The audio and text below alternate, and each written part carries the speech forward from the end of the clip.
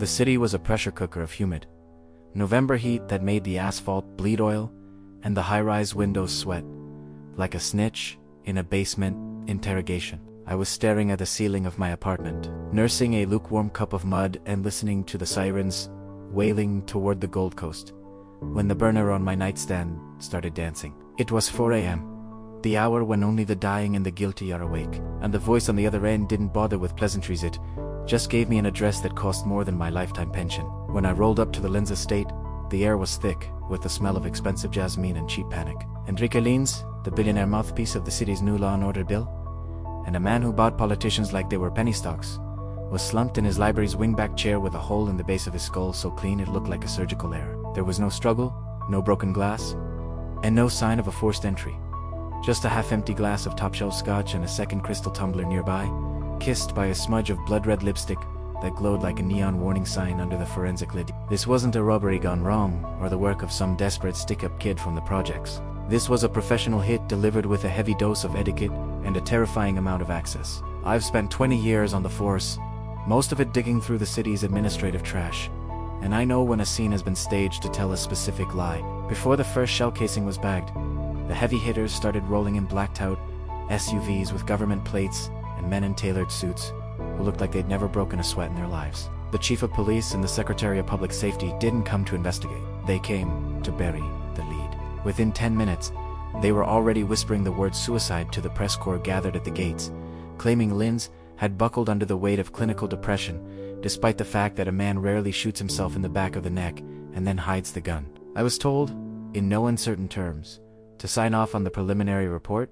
hand over my notes, and take a long overdue vacation on the department's dime. They cadetted a tragedy, a close case before the body was even cold, but as I watched them scrub the digital logs of the estate's security system, I realized that Lins wasn't the target. He was the first domino in a game that involved the highest offices in the state. I stayed in the shadows of the garden, lighting a cigarette and watching the brass shuffle the deck. They thought I was just another jaded inspector ready to collect a paycheck and keep my mouth shut. But they forgot that I'm the kind of guy who reads the footnotes in a contract. As the coroner's van pulled away, I noticed a single volume of the print sitting slightly askew on the mahogany bookshelf behind the victim's chair. I didn't say a word to the cleanup crew currently sanitizing the room. I just waited for the right moment to slip a small, encrypted flash drive I'd found taped to the underside of Lins's desk into my pocket. If the power players in this town wanted me to go on vacation, it was because the storm they were brewing was about to break, and they didn't want any honest ghosts haunting the halls when the real blood started to flow. The city was about to burn, and I was the only one holding a match. The morning sun was a jagged blade cutting through the city's smog, but it didn't do a damn thing to clear the air in my head as I sat in a booth at a Greasy Spoon 3 blocks from the precinct. I had the encrypted flash drive burning a hole in my pocket and a target on my back that I could feel even through the cheap polyester of my suit jacket. My phone was buzzing with urgent check-ins from the chief's office administrative code for "Are you staying in your lane?" But I was busy watching the local news anchors read the teleprompter script about Lins's tragic surrender to his inner demons. It was a clean, corporate narrative that didn't leave room for the caliber of lead I'd seen in his skull. I knew the drill. In this town, the truth is just a commodity that gets traded in smoke-filled rooms until it is I spent the next hour bouncing between public Wi-Fi nodes, using a burner laptop I'd kept for a rainy day, until I finally cracked the first layer of the drive's encryption. It wasn't financial records or offshore accounts like I'd expected. It was a directory of high resolution, time-stamped surveillance footage from a black site facility located in the industrial district, a place that didn't exist on any municipal map. The footage was grainy, stripped of audio, but the faces were crystal clear. It showed the Secretary of Public Safety shaking hands with a man I recognized from the deep file folders of the organized crime unit, a heavy hitter for the cartel that handled the city's narcotics trade. They weren't just talking shop. They were exchanging a briefcase that looked heavy enough to sink a boat. This was the law and order bill's dirty little secret. The legislation wasn't designed to sweep the streets clean. It was designed to consolidate the market, clearing out the small-time competition to give the big players a government-sanctioned monopoly. Lins hadn't been a martyr for the cause. He'd been the architect who got cold feet.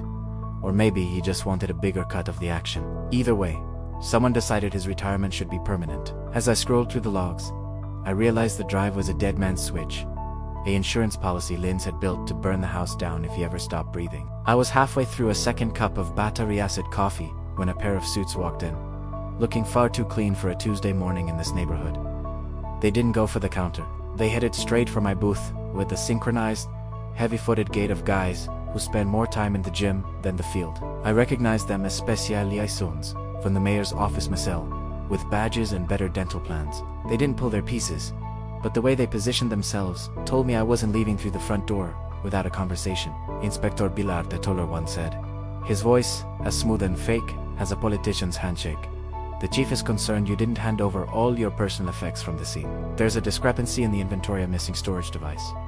I didn't blink. I just slid my empty cup toward the edge of the table and leaned back, feeling the cold weight of the flash drive against my hip. The realization hit me like a slap to the face.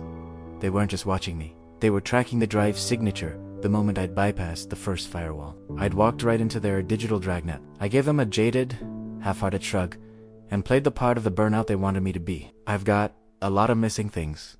Kid, sleep, a decent liver, a wife who doesn't hate my guts, want to add a thumb drive to the list. Be my guest, I growled, keeping my eyes on the reflection in the window. Outside, a black sedan was idling at the curb, and I knew that if I got into that car, I'd be the next suicide in the evening news. Primera had to move, and I had to move fast.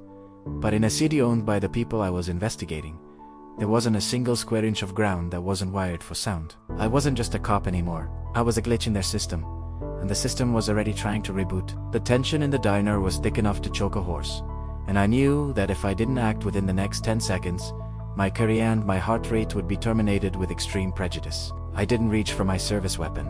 Instead, I reached for the carafe of scalding coffee the waitress had left on the edge of the counter and swung it with everything I had toward the taller suit's face. As he howled, clutching his eyes, I kicked the table into the second heavy's gut and bolted through the kitchen, ignoring the shouts of the line cooks as I spilled out into the trash-strewn alleyway. I didn't head for my car. That thing was probably already rigged with a GPS tracker or a pound of C4. I dove into the subway entrance, 3 blocks over, losing myself in the mid-morning rush of weary commuters and high school truants, switching trains twice before doubling back to the industrial district. This was the part of the city the tourists never see, a skeletal landscape of rusted warehouses and shipping containers, where the law is just a suggestion and the silence is bought by the hour. I needed to see the black site from the footage with my own eyes, not through a digital filter, because in a world of deepfakes and doctored logs, the only thing you can trust is the dirt under your fingernails.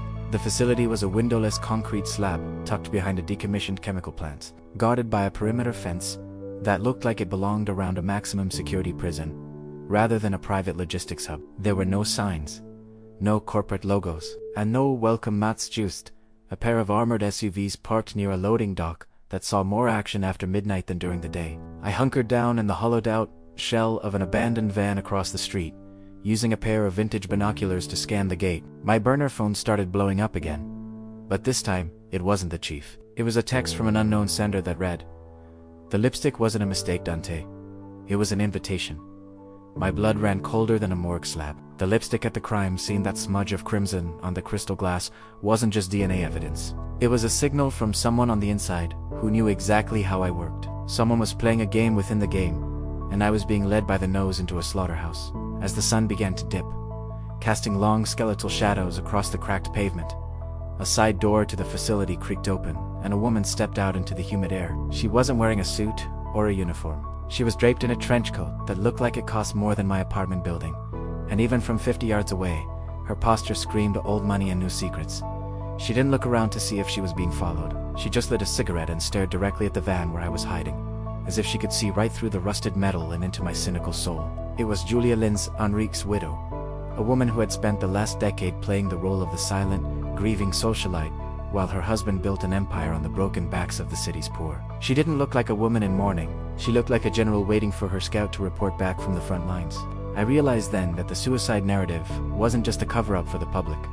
It was a distraction for me. The people running this town didn't want me to stop investigating. They wanted me to dig exactly where they pointed. The flash drive, the diner ambush, the lipstick, it was all a trail of breadcrumbs, leading me to this specific concrete tomb. Julia flicked her cigarette onto the pavement and walked back inside, leaving the door ajar just enough to be a taunt. I had 2 choices. I could walk away, vanish into the suburbs, and wait for the inevitable accidental gas leak at my apartment, or I could walk through that door and see how deep the rabbit hole really went. I checked the chamber of my .38, adjusted the flash drive in my pocket, and stepped out into the dying light. In this town, You don't get many chances to see the devil without his mask on. And I wasn't about to miss the show. The door didn't creak when I pushed it. It slid open with the silent, expensive precision of a well-oiled machine, swallowing me into a corridor that smelled of ozone and industrial-grade disinfectant. I moved through the gut of the facility, my footsteps swallowed by the heavy rubber flooring, feeling the invisible weight of a dozen security cameras tracking my every move like vultures watching a dying animal in the desert. I found Julia in a room that looked more like a high-tech war room than a warehouse office, surrounded by glowing monitors displaying real-time feeds of the city's major intersections, police precincts, and to my sudden, visceral horror, the interior of my own living room. She was sitting behind a desk of polished glass, the same blood-red lipstick from the crime scene, perfectly applied, looking as composed as a queen presiding over a court of ghosts. She didn't offer me a seat or a drink. She just gestured toward the screens, her eyes reflecting the cold blue light of the data streams that were currently dissecting my life. The problem with being a good cop in a town built on bad foundations, Dante, is that you eventually run out of ground to stand on, she said, her voice a low, melodic rasp that carried the authority of a woman who had never been told no in her life. She explained that Henrique hadn't been killed because he was a martyr or a thief. He was killed because he had tried to weaponize the very system he helped build against the people who actually owned it. The Law and Order bill was a Trojan horse, designed to install a backdoor into every private server in the state, and Henrique had planned to use that access to blackmail the governor and the cartel leadership into a permanent retirement.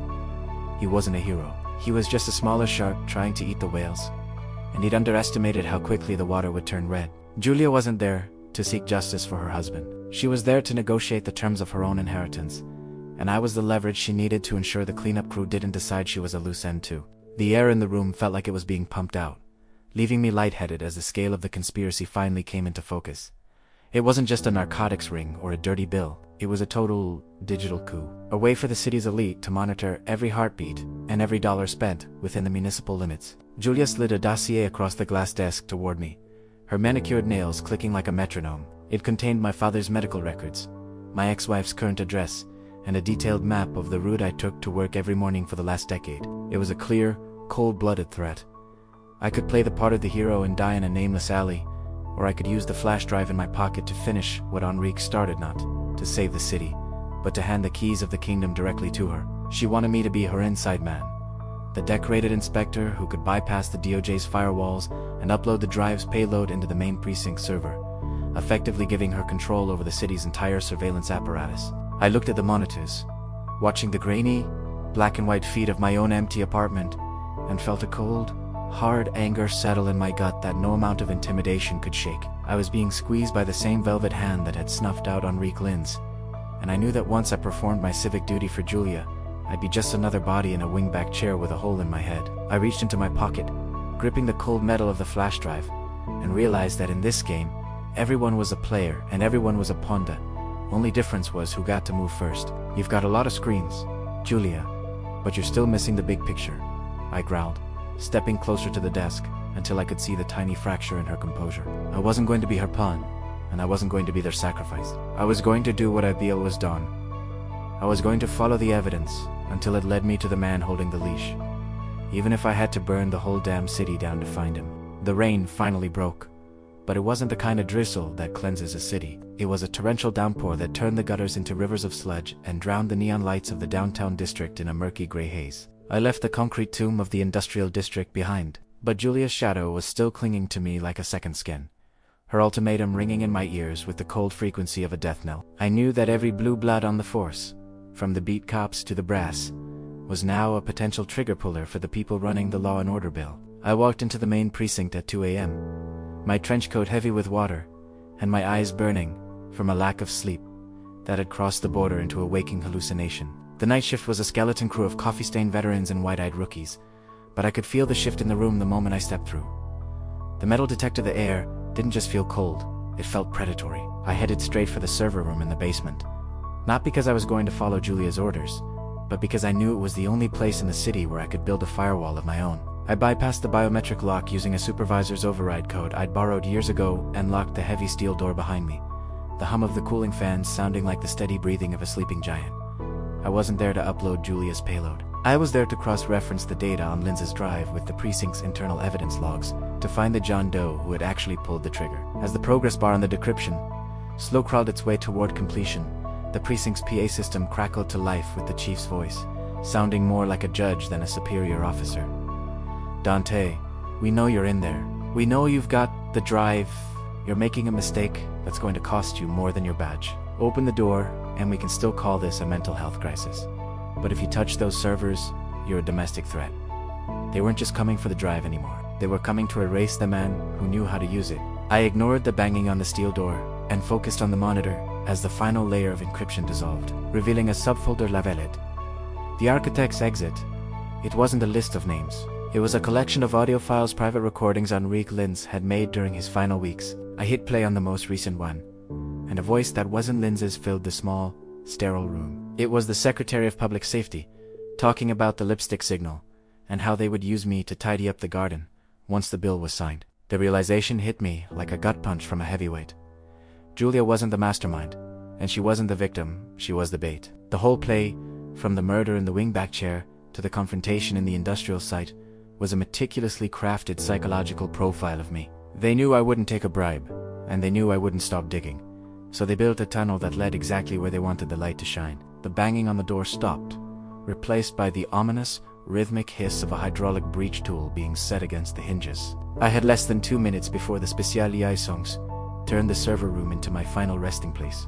I looked at the terminal, my fingers hovering over the keys, and realized that if I couldn't beat the system, I could at least overload it. I didn't upload Julia's Surveillance backdoor. Instead, I initiated a total system dump, every audio file, every grainy black site video, and every doctored evidence log from the Lins investigation, and aimed it directly at the city's major news outlets and the Federal Oversight Committee's secure portal. It was a digital kamikaze mission that would burn my career to ash, but it was the only way to ensure the Law and Order bill was dead on arrival. As the steel door buckled and the first flashbang detonated, blinding me in a world of white noise and ozone, I whispered a silent prayer to a god I hadn't spoken to in decades. The truth was finally out of the bag, and now, all that was left was to see who survived the explosion.